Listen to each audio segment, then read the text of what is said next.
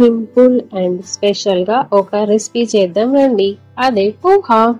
This is my favourite recipe అన్నమాట. Welcome to candy heart.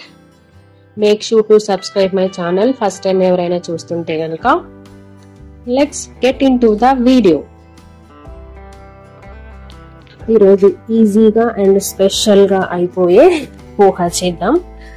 ఇది నా ఫేవరెట్ రెసిపీ అన్నమాట. ఈ పోహాకి కావాల్సిన ఐటమ్స్ ఏంటో చెప్తాను, ఆ తర్వాత ప్రాసెస్ ఏంటో ఎక్స్ప్లెయిన్ చేస్తాను. ఫస్ట్ అటుకులు, carrot, green chilli, peanuts, onion, పసుపు, coconut powder and pepper powder also.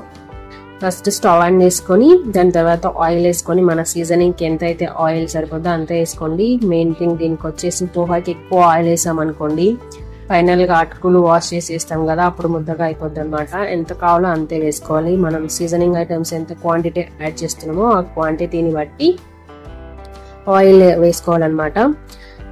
Oil heat అయ్యాక సీజనింగ్ ఐటమ్స్ జీలకర్ర, ఆవాలు and green chilli, peanut, onions and పచ్చి కొబ్బరి తురుము కూడా వేసుకోవాలి. ఇందులో నేను స్పెషల్గా ఎందుకని చెప్పినా అంటే నేను పచ్చి కొబ్బరితో చేసాను అనమాట. కొబ్బరితో చేస్తే పోహా టేస్ట్ అనేది బాగుంటుంది.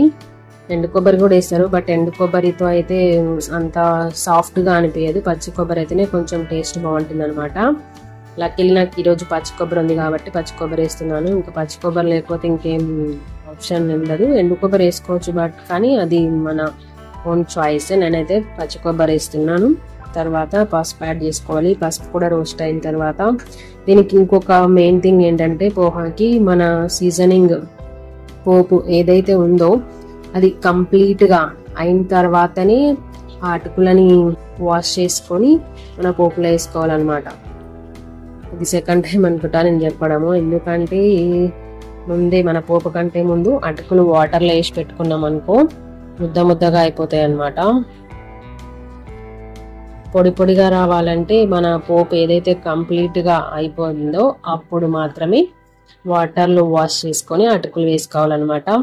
ఇంకంతే అయిపోయింది. ఫైనల్ టచ్ జస్ట్ కొత్తిమీర అండ్ పెప్పర్ పౌడర్ యాడ్ చేసినామంటే మన పోహా కంప్లీట్ అయిపోద్ది.